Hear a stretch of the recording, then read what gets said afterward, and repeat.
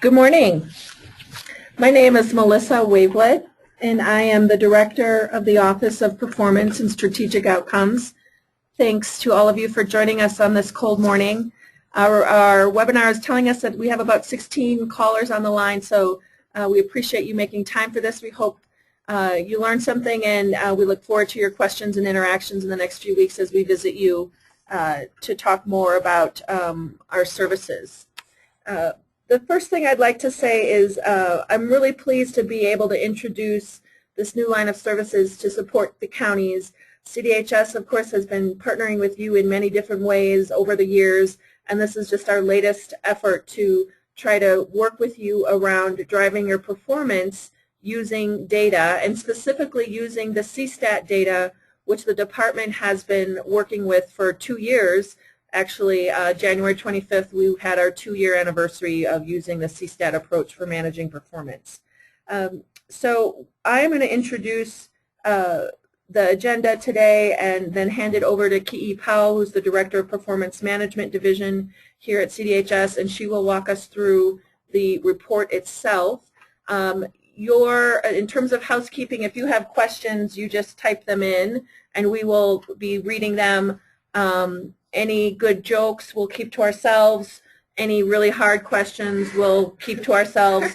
The easy softball questions we'll be sure to answer. No, but in all honesty, no question is a dumb question. Please feel free to type them. If we don't get to them in this next 90 minutes, we will make sure that we loop back with you one-on-one in an email or a phone conversation.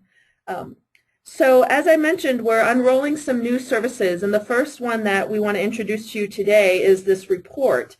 And we're calling it the County-Facing Performance Report.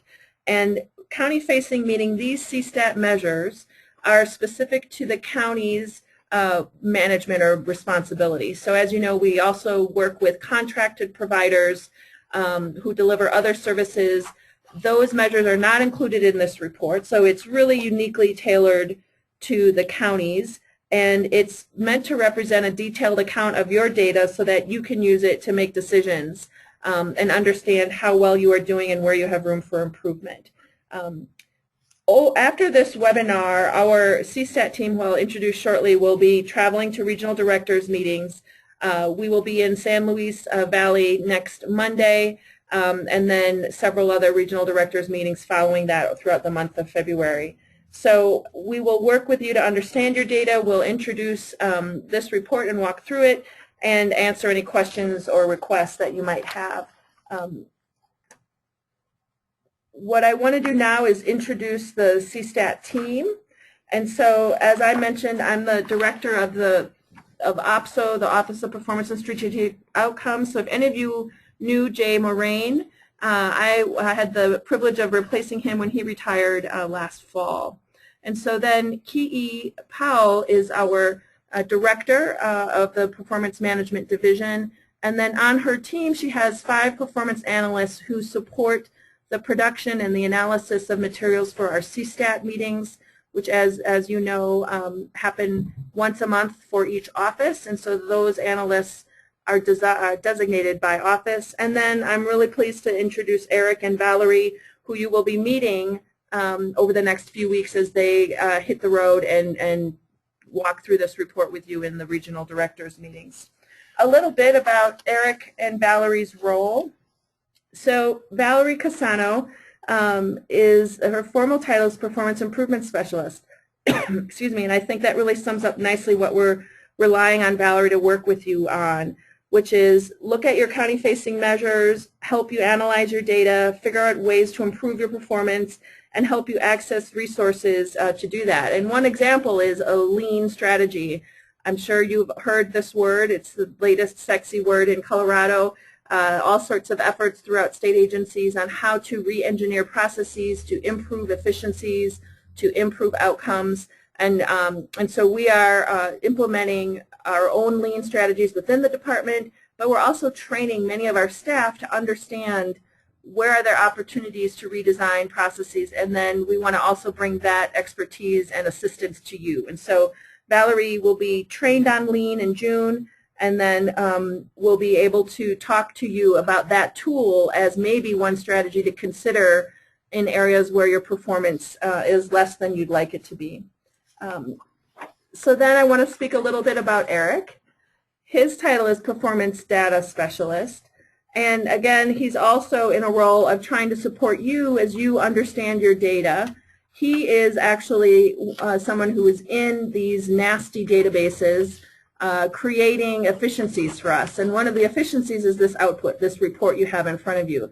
So as you all know, this data resides in multiple databases, some of which are very archaic and built in the 70s and legacy systems that we now just work within. Others are manual spreadsheets or access databases. So whatever the architecture of the data is, Eric goes into it, gets it out, and we're very happy that he's been able to produce this one-stop shop kind of report so that you don't have to go to each program area, you don't have to go to each database in order to see all of your county-facing CSTAT measures. So that is Eric's role. He packages the data for you, and then he'll be providing high-level analysis. So not only will you get the report, which will look like you've all received your, at least some of you have received your reports already, but you'll see that it's a table construct with the data for your county, and then it compares you to similarly sized counties. In addition to that raw data, they provide an analysis that accompanies it so that you can learn how to read it if you don't know how to do that, or learn how to translate it, interpret it if you understand how to read it but don't know exactly what it's saying. And so we're hoping to provide you with some technical assistance to do all of that, and Eric is a critical member of our team to be able to do that. So I am going to pause here and hand the mic over to Ki'i Pao, who will walk us through the report itself. And again, I look forward to meeting many of you, and if you do have questions, please type away. We'll be more than happy to try to respond to them throughout the webinar. So Melissa, we do have a couple of questions before you leave. We have, during the presentation, will anyone address the applicability of the report services to counties that utilize differential response? Well, that's a great question. We can answer that. Yeah, so we'll answer that in the context of the report on the child welfare slides that where differential response may be present. And then our next question is, will this PowerPoint be sent after the webinar? Certainly. And we will also work, this is Christina, we will work with Eric and Valerie to ensure that this is also up on the county portal for our directors. Yes, so the webinar will be available in perpetuity. Excellent. That's the goal. Yeah. Thank you all, and now here's Ki'i. Good morning, everybody. So I've gotten to work with a lot of you over the past few years in my role as Director of Performance Management. And one of the things that, as we started CSTAT 2 years ago, that I was often hearing from counties was, well, what is my performance? Which is a great question. And when we first started CSTAT, the way we were able to handle that question was to send you to 5 or 8, depending on how many programs you wanted to know about, to send you to those 8 different programs to get that information. And so we really realized at CDHS that perhaps we could create a better system for interacting with our county partners and providing them their data across all of the human services programs. So we hired Eric, and like we said, he's the performance data specialist, and he's been actively working on compiling all of this information, and we are still actively working. So, you know, the great question we just got about differential response, we'll talk about that later on. I think this is going to be an ever-evolving report because, as you know, sometimes measures change, but also there's just nuances to the data as well, like differential response, that we always have to work to try to incorporate. So we'll talk about those things as we move forward. So really this report, and I keep talking about it, and I know actually for many of you, you're like, what is this report? Because I've never seen it, or I don't have one in front of me. And that's because, like I said, we're still actively refining it, but we're sending draft copies out to the counties a week before each of the regional meetings in February. So as Melissa described, next Monday, Valerie and Eric will be at the San Luis Valley meeting, and we've sent their reports out to each of those county directors.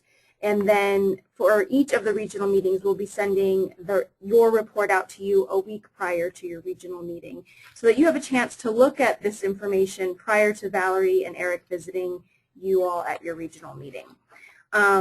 So I'm going to go ahead and get us started. And really what I'm going to do is just walk you through all of the county-facing CSTAP measures and then talk about the report from kind of a high-level perspective, and then take any questions that you may have. So right now in CSTAT, we have 5 different offices here at the Department of Human Services. And 4 out of those 5 offices have businesses and therefore measures that relate to county-facing performance. And those actually fall across 8 different programs in our department. So that includes food assistance, Colorado Works, child support services, LEAP, which is our low income energy assistance program, our child welfare division, also our administrative review division, which many of you are familiar with, which is our quality assurance entity for child welfare, our food stamps quality assurance, which is, again, quality assurance for food assistance, and one is escaping me right now, and I can't think of it, but we will, I'm sure, cover it as we move through the deck. So I'm going to go ahead and get us started on each of the measures. So these are just the measures from our CSTAT decks over the last month.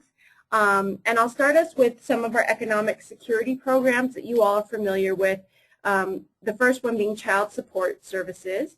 And child support services measures has 2 different measures that are county facing.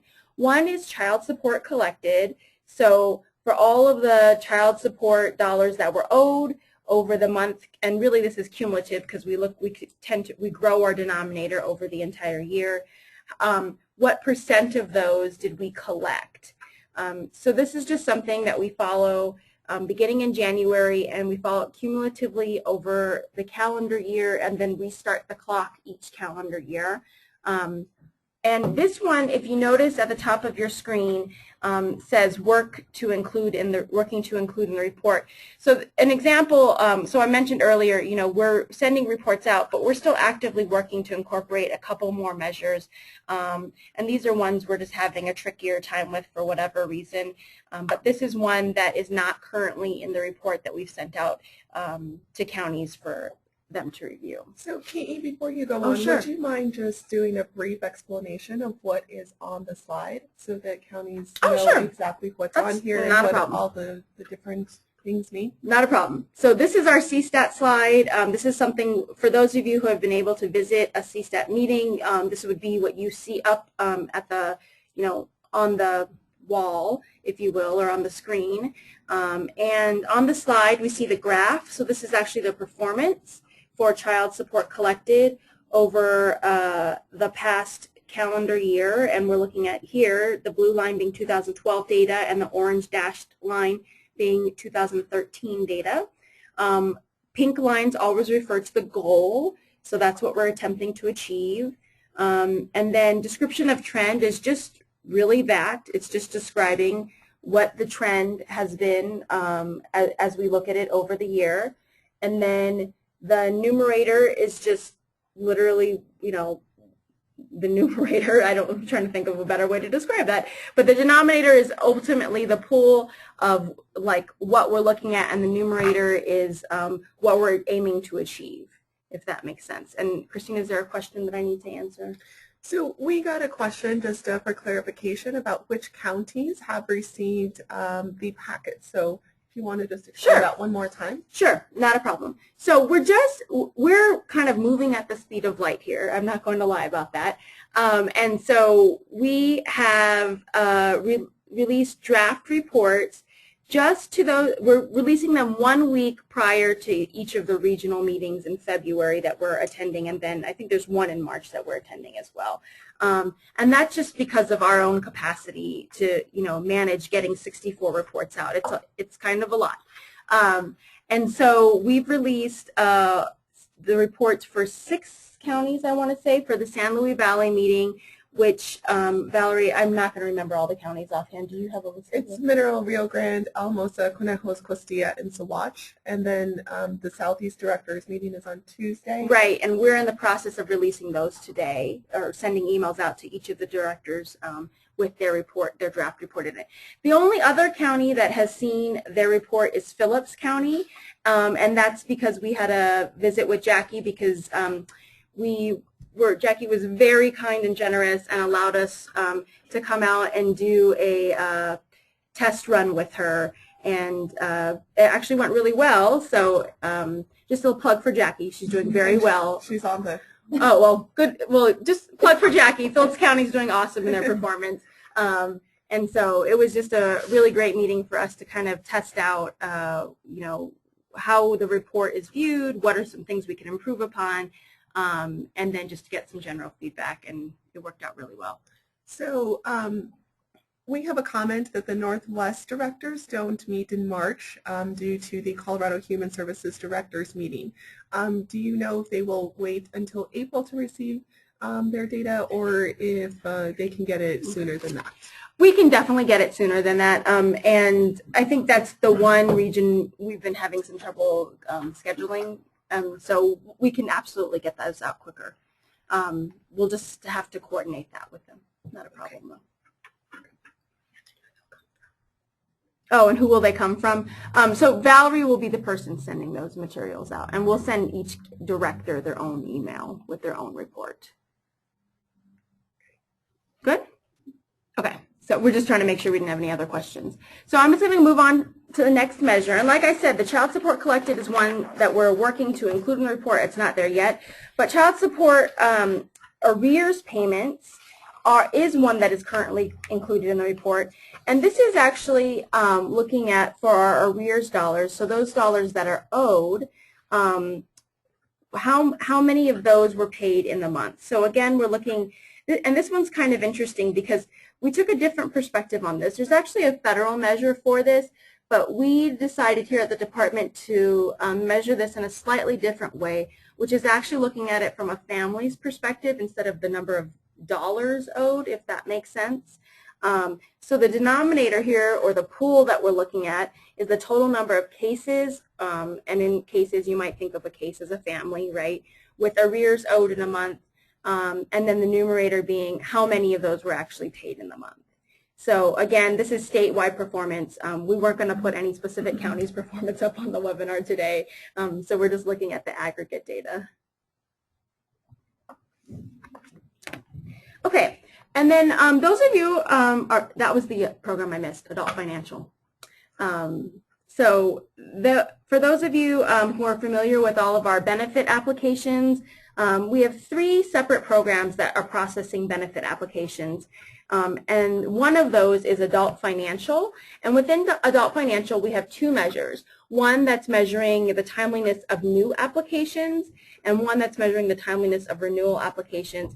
Here, all we're looking at across, and again, this is across the state, the pool that we're looking at is the number of applications that were processed in the month, and the numerator, or what we're driving towards, is the number of applications that were processed timely. In this program, you all may know that we're processing 2 different types of applications, our old age pension and our aid to the needy and disabled, excuse me. And those actually do work off 2 different time frames, and so we're capturing both here. Is there a question? Yes, we do have a question. So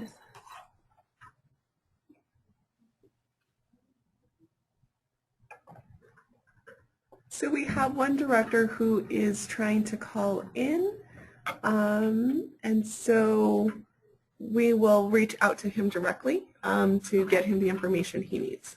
Okay. So now we're going to go to Adult Financial Renewal Applications. Do we have his information to contact him, Christina? Thank you so much. And Adult Financial Renewal Applications, like I said, is again an adult financial program, and these are for the applications. So we've someone has already applied for benefits. They've been approved or accepted, whatever the word is that you prefer to use, and they are going to be, their benefits are going to be renewed. And so we need to, send those renewals out and get a redetermination process. So the denominator of pool we're looking at here is the number of new redeterminations processed within the month, and what we're driving towards here is that those processed are timely. And I'm just trying to monitor, yeah, so no new questions, so I'm going to move on to the next program. So the next program that I talked about is Colorado Works, and again here they have two different types of applications that they process. One is new applications and the other is redeterminations, and what you're looking at here is our new applications process. And this one is actually one that we have two different ways of measuring this. So originally we were measuring this as timely within the CSTAT deck, and more recently we've modified this measure to be new applications processed within 7 days. And part of why we're doing that is that we're moving towards more timely processing and same-day processing through a lot of the business process reengineering efforts that we're working with counties on.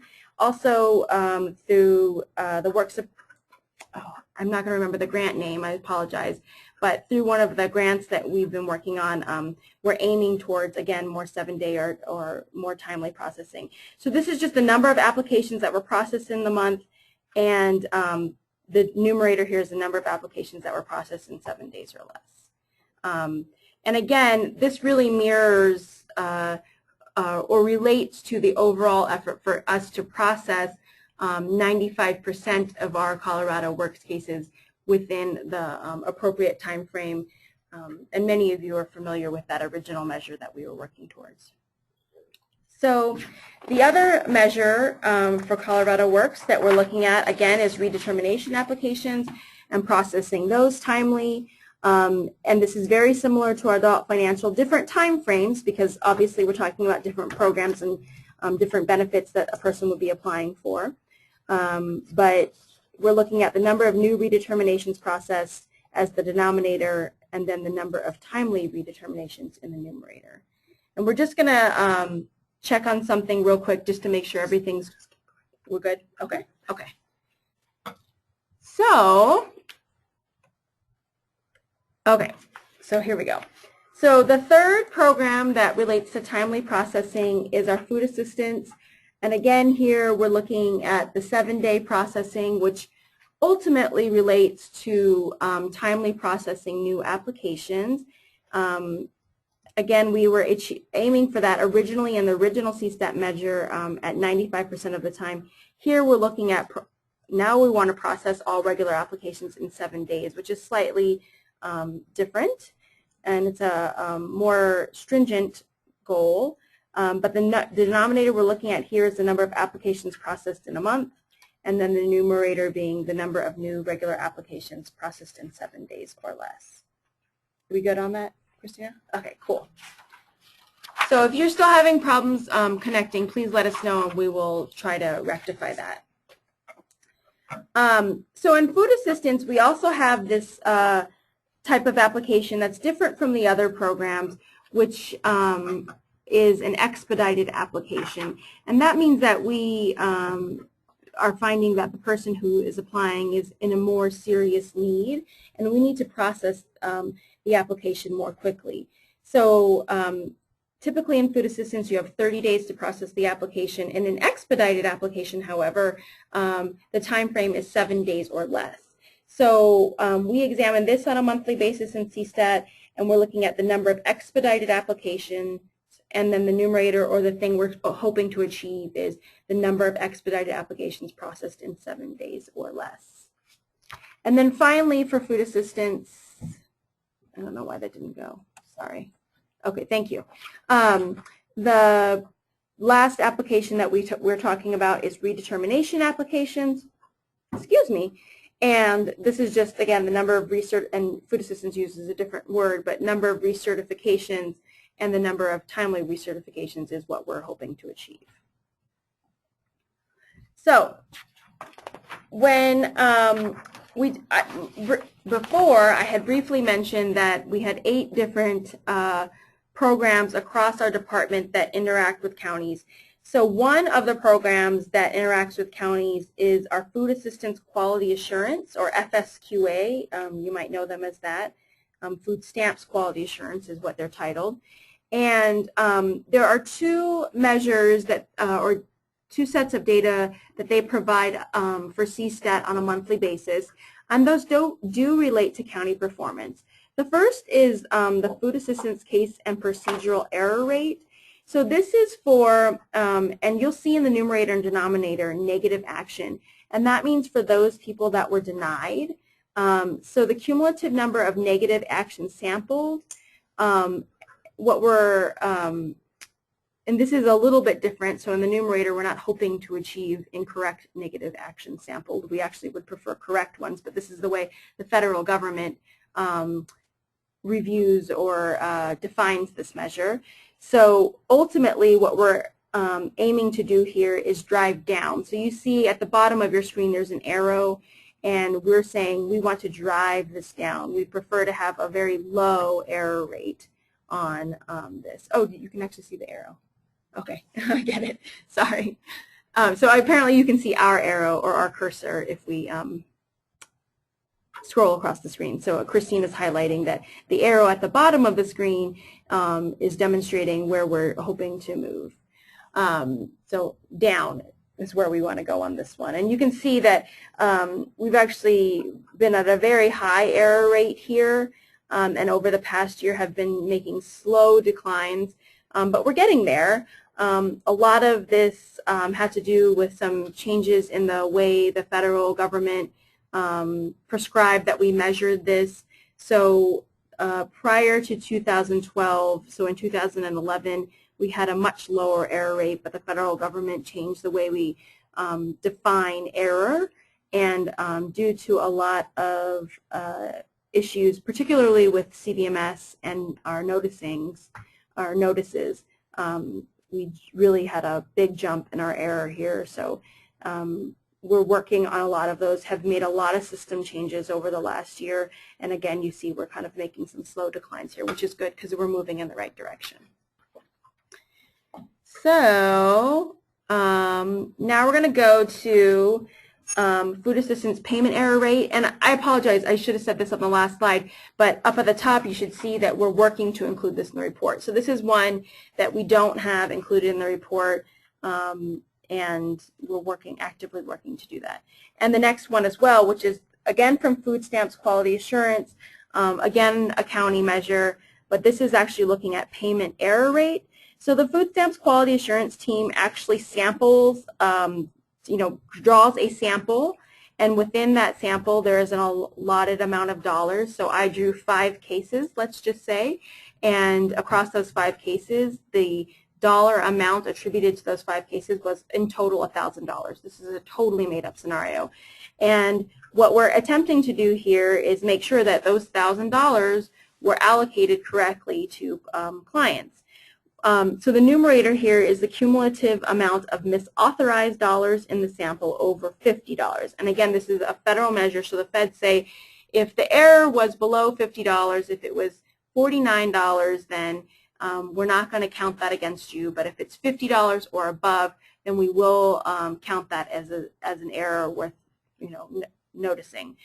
So again, you see here at the bottom of your screen that there is an arrow pointing downwards because again here we would like to reduce the error rate and actually have no errors here. So this can be one thing to note. This error can be that we provided somebody too much money, but it also could mean that we provided somebody too little bit of money, if that makes sense to people.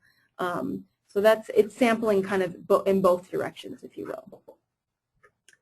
And we don't have any new questions or anything, right? Okay, so I'm going to keep going. This is, I think, the last program in our economic security programs. Technically, in the way that we have it housed in our offices, it is. though we'll talk about CCAP in a little bit, which has some strong relationships here. But this is our low-income energy energy assistance program, which is housed in Food and Energy Assistance Division. And those of you who are familiar with LEAP know that this is a seasonal program, so it's not one that we collect data on every month because the program doesn't exist in all months of the year. It actually runs from November through June, and the goal here is to try, and I think actually the arrow is actually moving in the wrong direction if I'm not mistaken on this slide, because we are actually attempting to not have more days to process. We're actually attempting to have less days to process, so that's a mistake and I apologize for that.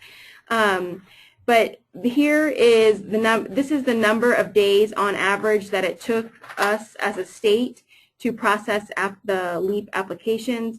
And here you see for 2014, because we already have our first data point, that we're about the same as last year.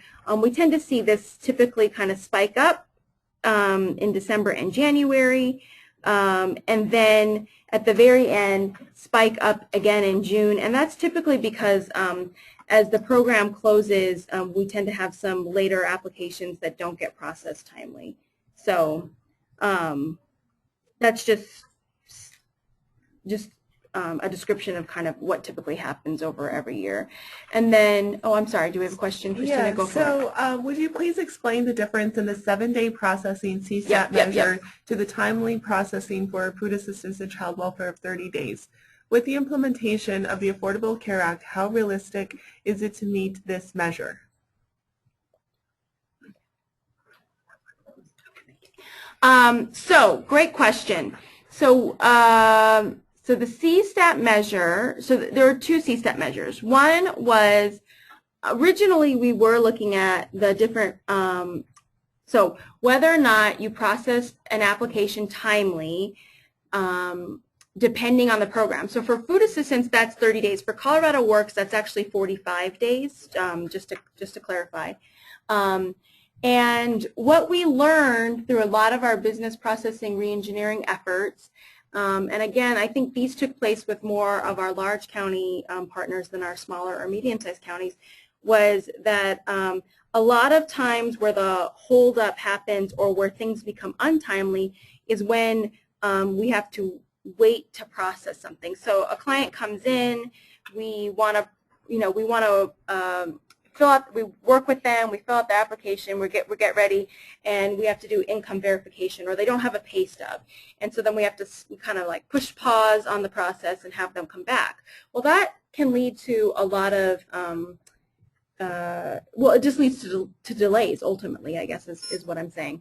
And so one of the things that I think the programs have determined that same-day processing is probably ideal in terms of efficiency, although, again, we run into issues like somebody doesn't come in with a pay stub, and what do you know, how would you work through that issue? So ultimately, one of the things that they're working towards across the programs is to enhance the 7-day, let me reframe that, sorry. They're working to shorten the time frames with which applications are processed, because if we kind of get more efficient across everything, it probably leads to less delays overall. So in regards to your question of how do those two relate, they relate in that, you know, ultimately you're right. I think by rule, food assistance is 30 days, Colorado Works is 45 days, and we are held to that standard, or counties are held to that standard as we are as well.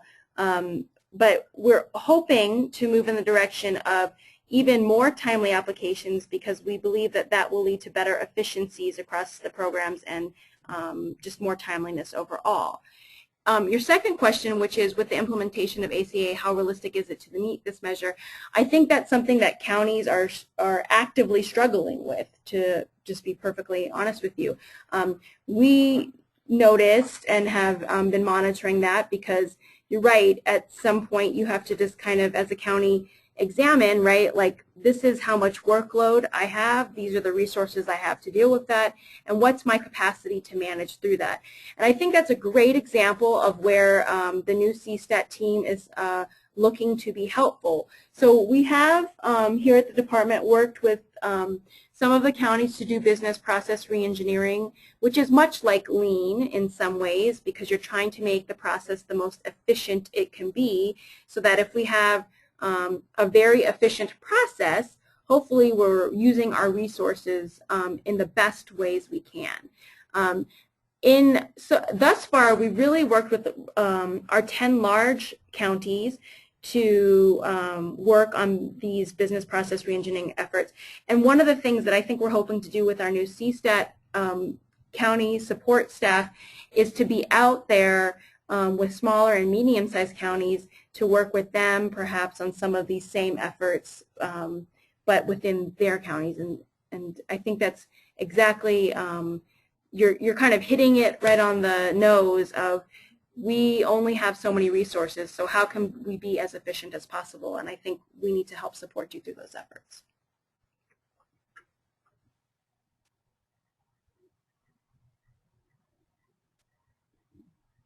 Okay. So then we get to LEAP, timeliness of expedited applications. And again, this is much like food assistance expedited applications where we know that a person is maybe in a more dire situation, and so we need to process this more quickly than we would a regular application. And the denominator here is just the number of expedited applications processed in a month, and the numerator being the number of days processed of expedited applications processed within the time frame, or excuse me, I'm getting myself mixed up here because I'm looking at this arrow and realizing again this arrow was in the wrong direction, so I apologize for that. But this is actually the average number of days it takes to process across the state, and expedited applications we're aiming towards under 14 days. So then we get to adult protection. So we have a couple of other programs here. So we had a kind of a slew of programs that fell into our economic security spectrum. And then we have a few other programs that we have data in the report on. So our first one is timely adult protection inquiries. So this is your APS, or adult protection services, in your county. And what we're looking at here is the number of responses in a month, and we want those to be timely responded to. And as you can see, about a year, well, no, more than a year ago, almost 2 years ago, so in 2012, in January, we were about 76% of the time we were timely responding to adult protection inquiries. And the APS staff has worked really hard with the counties, and counties have done a great job in responding here. And we've been able to really increase our performance here. And starting in June of 2012, we kind of raised the bar, and we're able to hit about in the high 80%. And then in January of 2013, really have succeeded and have held about 95% or above since that time of adult protection, timely adult protection inquiries. So it's just amazing. That's great county, demonstration of great county performance. So for our child care program, which some of you are familiar with, we have one measure, which is the accurate child care payment. So you all are probably familiar with our with the way that child care is paid, and with many of the enhancements that we've made in our system over the last few years. So a few years ago, we implemented the point of service, or payment of service, of swipe cards, and we've worked to enhance the use of those over the last few years. This graph only shows you the last 12 months, but if we were to look at this graph going back a whole nother almost year, we would see that we were at, when we started looking at this in CSTAT, about 22% of all payments were being paid manually. And what that means is that it's not automated through the system. So when you use the point of service, the POS card, and you swipe, well, that kind of automatically, touches the data system and says, I logged my kid in here, and I logged my, checked my kid into childcare here, and I checked my kid out of childcare at this time. And that just creates better efficiencies overall when we're able to use the point of service card. But we had like about 22% of all of our payments were actually manual, which means, we're having to look at attendance records and Excel spreadsheets and sending that in, and payments were getting delayed because, they were being processed manually instead of automatically through the system. So we worked with counties over the last few years to reduce the use of manual payments and increase the use of automated or the POS payments.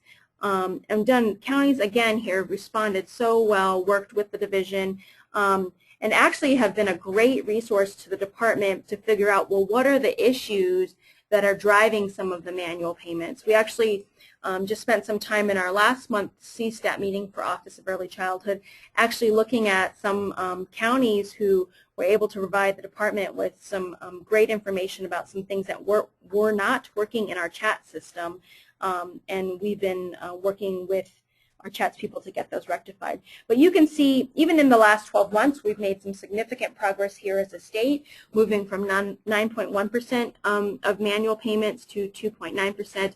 But again, if you were to draw this graph back out a whole nother year, we were at 22%. And we've really stabilized over the last few months and are doing a great job. So then we get to child welfare, and we have, I think, sorry. So we do have a question. What is a manual non-sub payment? Perfect. Good question. So let me go back to this measure. Sorry, let me flip it on my paper too. So there's two types of manual payments, manual sub and manual non-sub. A manual subsidized payment means that we have that at the child level, at the unit level. So in other words, when I turn in my information to get reimbursed for these manual payments, I actually am able to say, Johnny Smith was here on February 7th from 8 a.m. to noon. When in some instances we get information about our manual payments, they state something like, I need $100 for Johnny Smith.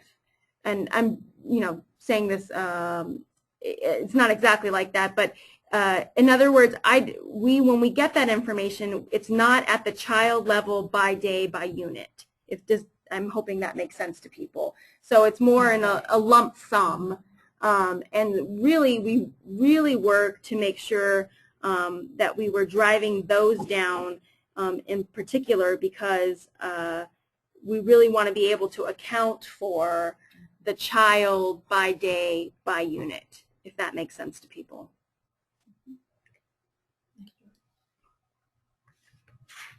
Okay, so I'm going to move on to child welfare, which is our last division that we'll talk about and the last set of measures that are included in the report. And I will get to the differential response question, I think, on the next slide because we actually have some differential response data on that. But the first measure is our timeliness of response to initial abuse and neglect investigations. So this is, we get the call or the referral, let me use the right language, and we set a time frame with which we think we need to respond to that. In child welfare, we have 3 different time frames. We have immediate, 3-day, and 5-day response. And this is looking at overall, how did we do in getting out to see the child in the time frame that we allotted, and that's what this is. And we're looking at it across both. So this is combined, the differential response and the high risk. It's not separated out right now. But on the next slide, sorry, I don't know why that didn't go. There you go. The next slide. So I think was it? Oh, it's Corey. Okay. I saw that was on here too. That the timeliness of assessment closure actually looks at data in both the high risk and the FAR data. And so let me first of all just say what the measure is, and then we'll talk about differential response. So this is whether or not you closed your assessments within a 60-day time frame. So right now, I believe in rule you have 30 days, and then a 30-day extension is also allowable. So we're looking at the time frame of 60 days. And the denominator here is the total number of child protection assessments closed in a specific month, and the numerator is the number of cases that were actually closed within 60 days from the referral. You can see here we just started looking at differential response in July. So we had originally had some differential response data. Okay, and I see a question that came from the last measure, and I'll go back to that in a second, so I'll just finish this one out. The differential response data was not accurate, and so we have made a lot of modifications and worked over the past several months to make sure that that was accurate, and now it is, and it's displayed on the slide.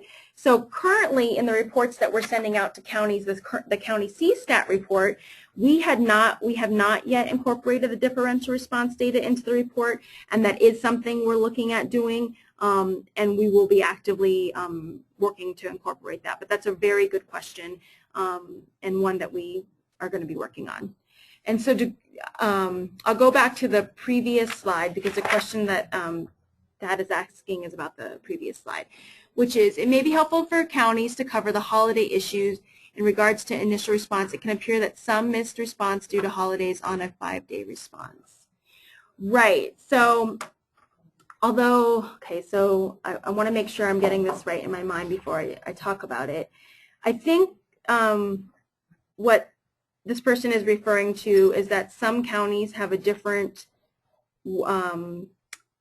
work week and then other counties. So I have a county and our office is open 4 days instead of 5. I'm not or I am in a county and we observe different holidays than perhaps another county does, and this can therefore, when we're looking at it in an aggregate way and we're pulling that data across the state, it doesn't deal with some of those issues. Although I believe in the 5-day response, I think we're looking at calendar days, so that may in fact, I think that is something counties and child welfare have discussed and are continuing to look at. I don't know that there's a way, I think, that they can account for all 64 different So one holidays. example might be a lot of counties during, say, December, where they give their employees Christmas Eve. So this year, Christmas Eve is actually going to be a Wednesday. Then they'll give their employees off Christmas Day, which would be a Thursday, and they might already be closed on a Friday. And then you have Saturday, Sunday, so it's already been 5 calendar days before Monday comes around. And the office has been closed that entire time period.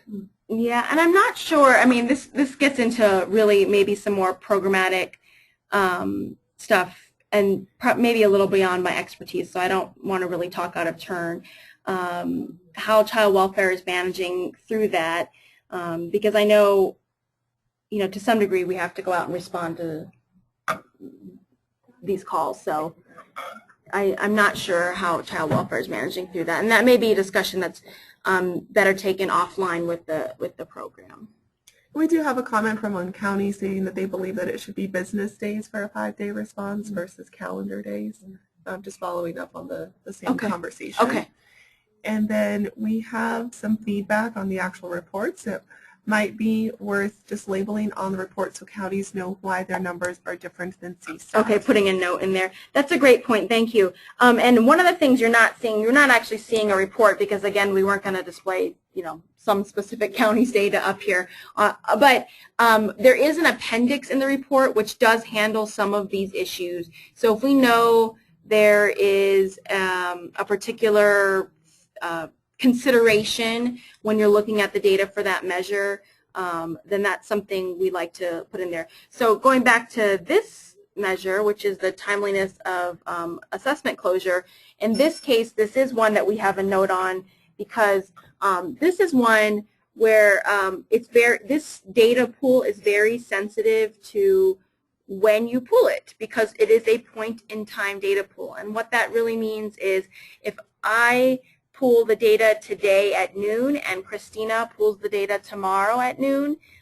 people can enter data into the system in between now and then, and that will affect the way that this measure looks. And so that's just something for certain measures where there are things that need to be considered about the way the data was pulled. We attempt to put that in the appendix and let you know that. Okay, so hold on one second. I'm just going to review this question that just came in.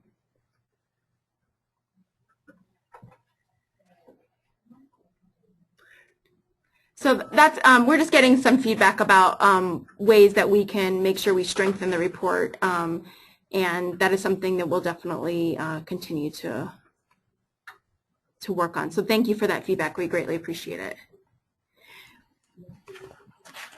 So the absence of maltreatment reoccurrence is one of the measures. Wait, before we move on, what is the status of the ROM tool? Sure, that's a great question. So we're, sorry, can you bring that back up, Christina? I just wanted to make sure that that was there. The status of the ROM tool, we're not the child welfare people. The last I had heard was that that counties had received access to it, but it wasn't public facing yet. Yes, so my staff is saying that it's not live yet, and that's as much as I know. But we can definitely connect you with the child welfare program staff if you have some more questions about that. And if you'd like us to do that, go ahead and message us, and we will make sure that we get that connection. And I know that there was some ROM training that was held last week, and they have plans to host additional training in the future for county partners. And just to note, Valerie was also trained in ROM in being able to access it and use it. Sorry. So that's another thing. Like if you've tried it and you're like, I don't get it, it's very confusing. When Valerie's out and about, if that's something you would need assistance with, please let her know, and she'd be happy to walk you through the ROM tool. So the absence of maltreatment reoccurrence. This is one where we have not yet included it in the report, but are actively working on it. But this is the total number of substantiated incidences of abuse and or neglect in the month occurring 6 months prior to the reporting month. So this tries to mirror the CFSR, the National CFSR Child and Family Services Review Measure. This is the one that's actually in the scorecard. So if you get a county child welfare scorecard, this is drawn in the exact same way. The numerator is of those children, in the denominator, the number of children without a recurrence of substantiated abuse or neglect within 6 months of the 6 months prior to the reporting month. So in other words, after substantiation, 6 months, so 6 months ago after we substantiated, we want to ensure that a child didn't have another substantiation. I'm hoping that makes sense to everybody. This one's is kind of, it's a little bit of a confusing one, but it's trying to mirror the national measure. Okay. I don't know. Sorry. Thank you. Okay. So then we have maintain children safely in their own home. And this is one that are actually originated with the counties from the Child Welfare Scorecard. And this is one because many of our national the federal measures really look at mostly the out-of-home population, and Colorado counties really wanted to create some focus on our in-home population. And so this is trying to look at, for those children who were not initially in out-of-home in the first 30 days, did they not then enter out-of-home during their entire case involvement? And we're looking at the total number of children who were not in out-of-home placement during case involvement in the denominator. And really what we're trying to determine here is if you didn't place a child up front, so within the first 30 days, it's an attempt to look at good or sound decision making up front if they were able to be sustained in their home throughout the duration of their case. And this was one that actually the counties who originated the county scorecard came up with. And it's a great measure because it's really one of the first measures to look at an in-home population, which is really, in some ways, a more significant portion of our business, and and so it's a great thing for us to start looking at that. Okay, so I think we have a couple more to go.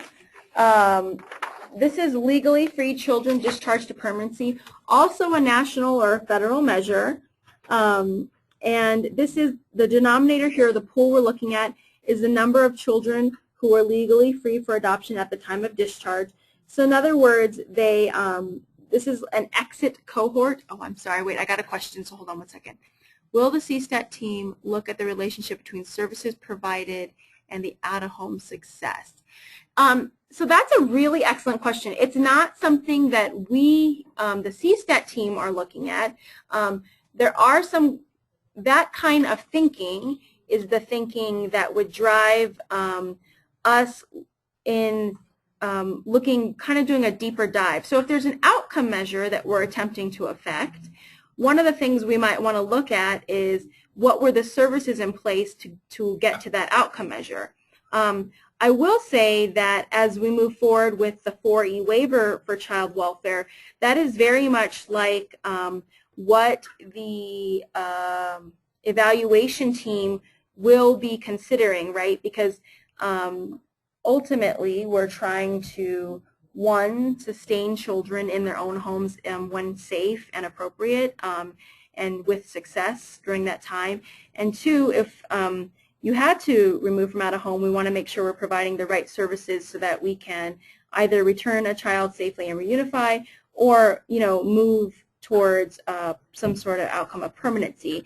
And as you or anybody may know, that there are a number of things that can happen along that trajectory that we could or could not put in place, with everything from, I'm thinking, like our core services to maybe the type of out-of-home placement to perhaps therapy, and so trying to examine the effectiveness of each of those services along that trajectory and then to the ultimate outcome is something that can be very difficult because there's so many variations in the way that that can happen.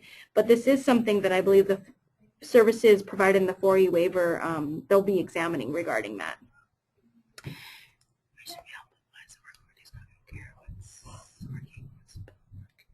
So I'm just reading another question. So that one was answered. And then can you go down to the other one? So you should help if this were working. And I would absolutely agree. So there's a comment about it would be really helpful for counties to know what services are helpful as they work to reduce the use of congregate care. I mean, that's absolutely true. Again, if you're driving towards an outcome, you really want to know what's working to build either other settings, right? So build more family-like settings, or also, what are services you can put in place up front so you don't have to remove a child as well. And I think those are things that the division is working in developing. One, in relation to the 4E waiver. Two, with the work with Annie E. Casey. And then just three, I know they're examining that as part of just overall best practice. And then we have another question, which is, hold on one second, it's a long one, so I got to read it.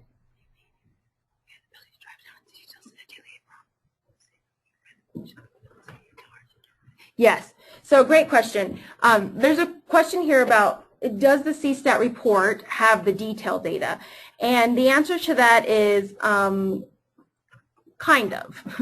So we have, along with a graph and your performance, we actually have a table that sits next to it that says, for the month of February or each of the months, here is here were the number of untimely responses, and here were the number of timely responses. Here's the sum total, and here's your percentage, if that makes sense. So that provides you at a numeric level the detail. And I think particularly for our small and medium-sized counties, that's very critical, because sometimes our performance can look like, oh my gosh, I'm at 100%. Oh my gosh, I'm at 0. And then I'm at 50. And then I'm at 100. So it looks highly variable, right? And that can be very deceptive in a small or medium-sized county.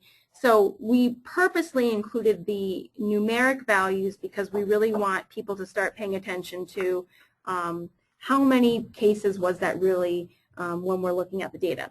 What it doesn't provide you, so if I were trying to now say, across my county for the 12 months in the report and the 12 untimely responses, who was the caseworker who managed that? It doesn't provide you that detail level data.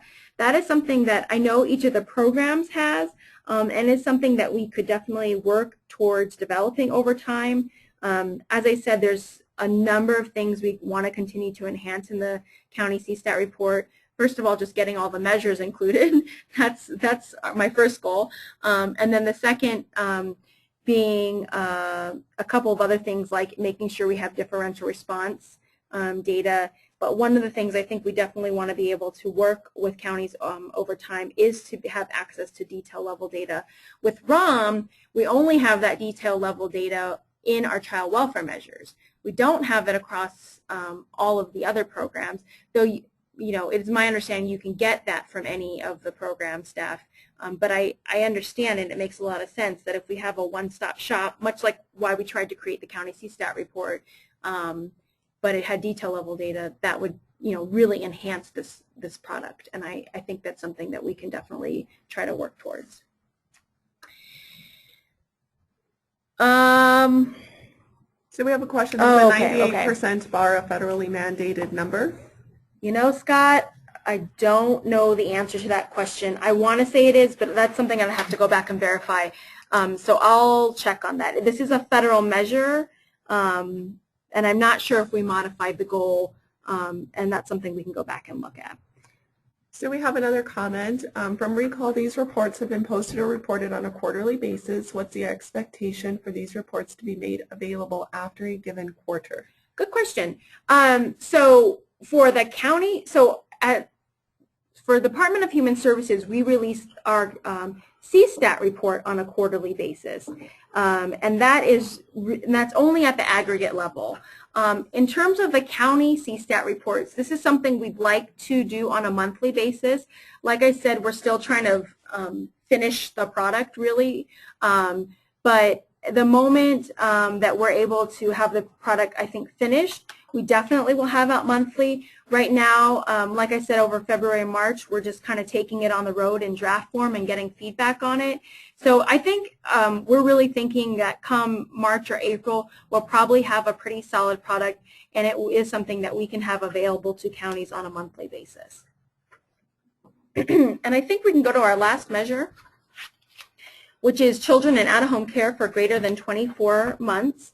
And this is just looking at, for all of those children in out-of-home care, what percentage of those children have been in care for greater than 24 plus months. So this is another one where we're really trying to drive this down, because we want to make sure that children just don't linger in out-of-home care. And actually, you can see over the past several years, or actually in this instance, I think we're only looking at 12 months, but Colorado has done a really great job at reducing this, so much so that we moved the goal to be lower, and you can see that we're quickly surpassing that goal line, which is really wonderful. So I know those are all of the measures that we'll be talking about today. And I wanted to take this opportunity to answer any questions that we had above and beyond any about specific measures. And it seems like we're getting a few in. So I'm going to go ahead and take this time to answer those. So the question that came in is, when in the month will it be available? Many of us are trying to educate our boards that's boards of county commissioners, and knowing when we can expect the data would be helpful in our communications with them. For example, January data will be ready when? That's a great question. You know, I'll say I don't know the answer to that. Right now, the draft reports that we're taking out are all 2013 data. So they go from January through December 2013. So we haven't pulled data for January yet, and are still making modifications to the report. I don't know the answer to that, and that's something we're going to have to consider. But Matt, please reach out to me, and let's work together to, I'd really love to hear your feedback on when you think making the reports available would be helpful, because we haven't figured that out yet. So I'd really like to hear from counties on that. And I'm guessing you will be out, and Nat will be one of the people you'll be talking to, actually. So if you have thoughts on that, when Valerie's out on the road, please chew on her ear. Will it be possible for other staff in counties to get the report emailed to them at the same time as to the director? I'm totally fine with that. I mean, I feel like if directors are fine with that, we don't have any issue with that whatsoever. I think that may be something we're just going to have to work with counties on, you know, over time, because each county obviously is going to have a different set of people they might want it to go to. And as a suggestion for our county portal, we have a spreadsheet that's accessible by all of our directors, and then we have an automated way for them to add and remove individuals if they would like to have access to the portal. You all could implement a similar model to determine who's to receive the CSTAT data. So I have another question which says, where can I find the scorecard for my county? If I understand the question correctly, if you're talking about the child welfare scorecard, then typically contacting child welfare, because the scorecard encompasses about, I want to say about 30 measures, which is way beyond the scope of CSTAT. So we can put you in contact with that person, and I'll just do that after this email, or after this webinar. I will send you an email and connect you with that person. Great. So we provide child welfare services for Eagle County and the Roaring Fork Valley. Any chance we can get all scorecard info, child welfare that we are responsible for, along with the geographic challenge taken into consideration? Yeah. I don't see any issues with that. Right now we're producing those separately. So like as we go to, what I'm trying to say, I guess, is that we would have Pitkin County's plus Eagle County's report. They would be separate, two separate reports, but yes, we could definitely produce those. And I guess it would just be working with, and I apologize for not knowing the Eagle County director's name. Rita. Okay, Rita. Just to coordinate with Rita so that we could make sure that it's fine to share with everybody. But I wouldn't envision that would be a problem since you are managing the services for them. Where is the schedule of CSTAT meetings and presentations posted? In two places. One is on our web. Well, I guess it's not technically posted on the county portal. There's a link to the web from the county portal. So you can either go onto the internet, the CDHS website, and get that. But I'll just say that CSTAT meetings are held mostly or typically every Wednesday afternoon from 3 to 5 p.m. There are exceptions to that. So if someone's sick or there's a schedule change, sometimes we have to move those to a Friday morning or a Thursday afternoon. So I would, we actually have a new fancy calendar thing. I don't even know what it is. Eric made it on the web so that you can actually see, and it has a more live update of when CSTAT meetings are. I will note that we have removed or taken out the phone in the CSTAT room because we had so much feedback that it was just people, the quality was terrible and people were not able to hear, and so we've moved away from that. We still have video conferencing available, though you would have to, I believe, join us from a state-located video conferencing place. We can get you that information where all of our video conferencing capabilities are across the state. And that right now is the kind of best way we have to join us if you're not able to join us in the room. So we also have on the county portal, on the calendar, we have all of the CSTAT meetings scheduled on there, as well as KE's contact information. That way, if you are interested either attending in person or remotely, you can reach out to KE directly and she can get you connected and in the room or online. Yeah, so again, just to clarify, if you go to CDHS's public-facing website, there is actually a tab for CSTAT, and you can just pull up there. It tells you when the meetings are, the process to participate, and all the information that you should need. So it doesn't look like we have any additional questions, though we're happy to take more if you have any. And I think Christina was just saying, you know, you can contact us and find that our contact information on the web, but you can see that it's also here. And like we mentioned earlier, this webinar or slide PowerPoint will be available on the county portal, right? Is that correct? Correct. Okay, cool. So Valerie just told me that we're going to send an email to all of you to get feedback on from our webinar today about the report or anything really for that matter.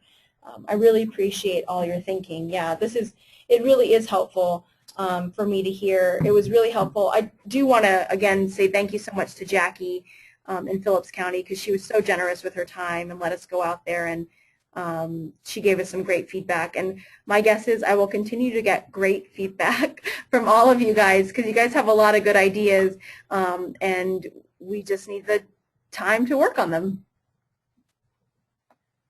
Okay, if there aren't any other questions, thank you all again for joining us this morning, and thank you to the Office of Performance and Strategic Outcomes for presenting this webinar today, and we will talk to you all soon. Have a great day. Bye. Bye.